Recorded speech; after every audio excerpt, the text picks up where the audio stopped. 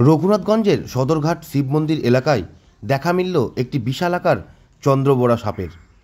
বিশালাকার সাপ দেখতে পেয়ে স্থানীয় বাসিন্দারা কার্যত বন দপ্তরে খবর দেন, যদিও দীর্ঘক্ষণ পেরিয়ে গেলেও আসেননি তারা।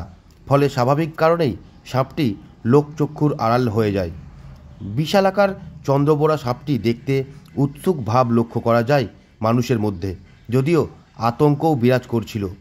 ব্যস্ততম সদরঘাট শিব মন্দির এলাকায় চন্দ্রবোরা সাপটিকে উদ্ধার করে নিয়ে যাওয়ার অনুরোধ জানিয়েছেন স্থানীয় বাসিন্দারা।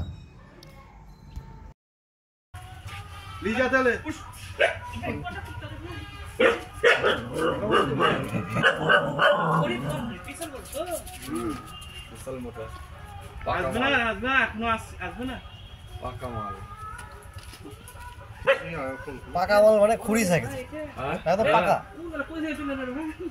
এ ধর ক্ষমা নাই না, হ্যাঁ না ক্ষমা নাই, ক্ষমাও নাই।